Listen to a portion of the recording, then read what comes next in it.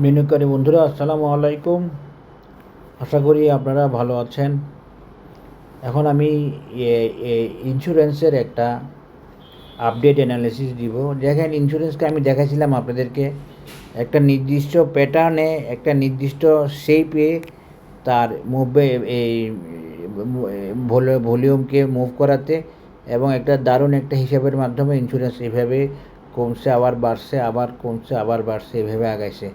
তো এই জন্য দেখেন, এই ইন্স্যুরেন্সের ভলিউম কমছে কিন্তু ইন্স্যুরেন্সের আপ ট্রেন্ড কমে নাই, আপ ট্রেন্ড থেকে নিচে নেমে আসে না। আপ ট্রেন্ড বারবার কারেকশান করে করে আপ থেকে আপে গেছে, আপনারা দেখতে পাচ্ছেন। এই যে এখান থেকে এখানে এখানে এখানে তো আজকে ইন্স্যুরেন্স যা শেষ পর্যন্ত পজিটিভ ছিল 0.3% মাত্র, তাও পজিটিভ ছিল, এটাই বড় কথা। পজিটিভ থাকা মানে আমরা ধরতে পারি যে হয়তো এখানে সাপোর্ট পাবে, কিন্তু এটা কোনো নিশ্চিত সাপোর্ট পাইছে বা সাপোর্ট হয়েছে বলা যায় না। তো আজকেরটাও সেরকম, তবে সাপোর্ট লেভেলে এসে থামছে এটা বলা যায়। এই থামাটা ফাইনালি থামা কিনা এটা আজকে বলা যাচ্ছে না, তবে আশা করে যাচ্ছে ফাইনালি থামা। কারণ কি? কারণ হলো এই যে আমরা ইন্স্যুরেন্সকে একটা চ্যানেল আকারে দেখাচ্ছি গতকাল।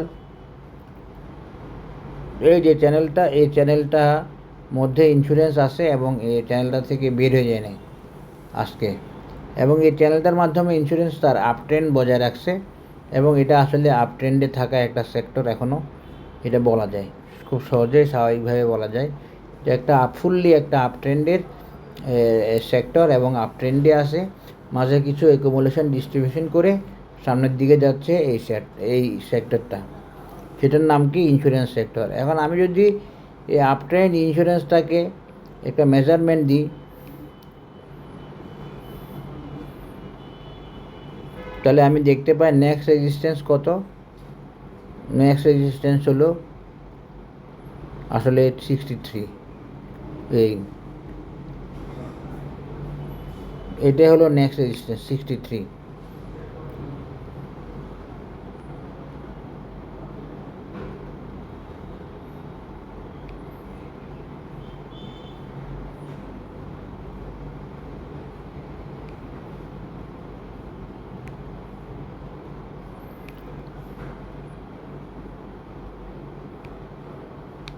এখন আপনারা দেখতেছেন বাজারে নাই, ভলিউম নাই। তো এই ভলিউমটা কমলো কেন? এটা মার্কেট মেকানিজমেই কমছে, এবং বাজারের যেহেতু কারেকশানে চলে গেছে বাজার, টার্গেট মিট করে ফেলছে শেয়ারগুলো, সেক্টরগুলো, সুতরাং ওরা কারেকশানে চলে গেছে। আমরা এই ধরনের একটা মুভমেন্ট দেখতে পারি ইন্স্যুরেন্সের। তো দেখা যাক সেটা কখন হয়, কীভাবে হয়। তবে ইন্স্যুরেন্স এই যে নেক্সট টার্গেট 63, এটা ওকে আসে।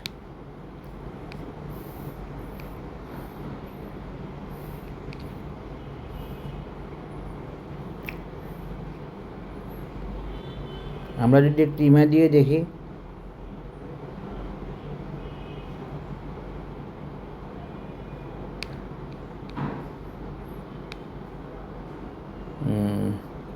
সুন্দর অবস্থায় আছে ইমা, সব মিলিয়ে ভালো অবস্থায় আছে, এবং চ্যানেলটাও ঠিক আছে।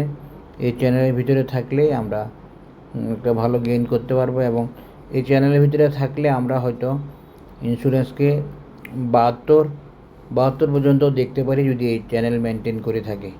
তো এই চ্যানেল মেনটেনের অনেক ব্যাপার আছে, অনেক পজিটিভ নেগেটিভ দিক আছে। এই লম্বা মুভমেন্টের জন্য এই চ্যানেলটাই সাপোর্ট, এই জন্য এই সেক্টর এই চ্যানেলটাকে বেছে নিছে, বড় কোনো কারেকশানে না গিয়ে, এই ফিবোনাসি লেভেলের মেজারমেন্টে না গিয়ে সে মূলত এই যে দেখেন রাউন্ডিং বটমটাকেও কমপ্লাই করছে, এবং এই চ্যানেল দিয়ে সে হয়তো যদি আরও সামনে যায় তাহলে এই 70-72 চলে যাওয়া সম্ভব হবে বলে আমি মনে করতেছি।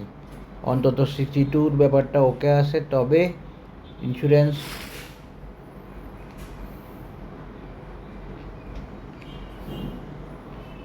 যদি 62 যায় অন্তত, তাহলে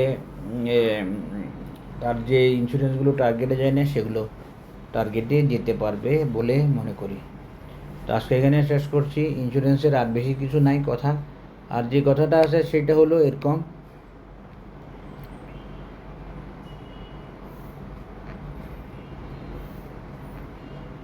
সেটা হলো এই যে টার্গেট, এই টার্গেটটাও পূরণ করা সম্ভব, এই টার্গেটটাও পূরণ হতে পারে। ইন্স্যুরেন্সের এই ভারসাম্যপূর্ণ মেজারমেন্ট ওয়াইজ এই চ্যানেলের মাধ্যমে এগিয়ে আসার কারণে, এই চ্যানেলের কারণে ইন্স্যুরেন্সে বড় ধরনের কোনো কারেকশান, সামান্য কিছু কারেকশান হচ্ছে, এখানেই লোকজন হতাশ হয়ে যাচ্ছে, কিন্তু বড় ধরনের কোনো কারেকশানের প্রয়োজন হয় নাই। ছোটো ছোটো রিট্রেসমেন্ট করে করে সে আগাচ্ছে এবং তার নেক্সট টার্গেট আসলে বেসিক্যালি এইখানে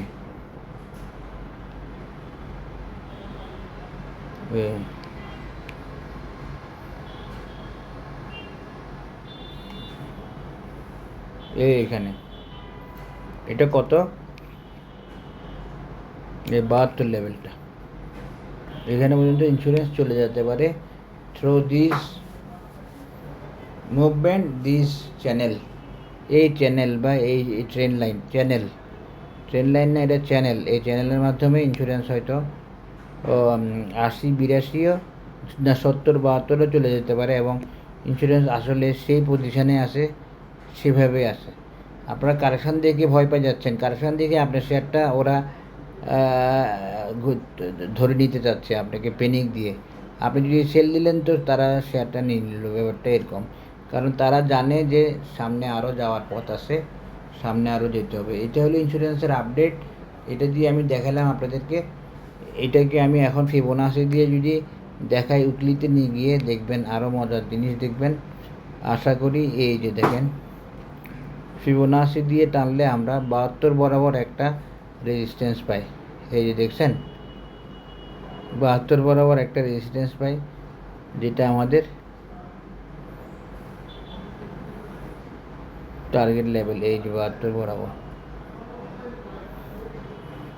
72 বরাবর, এই যে ওই যে দেখেন 72 বরাবর, এই যে দেখছেন একই 72 বরাবর আমরা রেজিস্ট্যান্স পাইছি এবং বাজার ওখানে যাওয়ার ব্যাপারে মনস্থির করছে, আমরা ভাবতে পারি।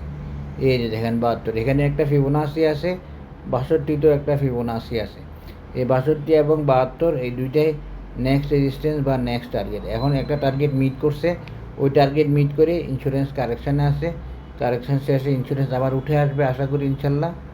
আর আপনারা কারো কথায় বাই সেলে যাবেন না, আপনারা নিজস্ব সিদ্ধান্ত যাবেন। আমি আমার অ্যানালিসিস দিচ্ছি, আমার অ্যানালিসিস যে ওকে হবেই এমন কোনো নিশ্চয়তা নাই। নিজ দায়িত্বে বাই সেল করবেন, শেয়ার বেচে কেনা করবেন। আশা করি এখানে বুঝতে পারছেন। ধন্যবাদ, আসসালামু আলাইকুম।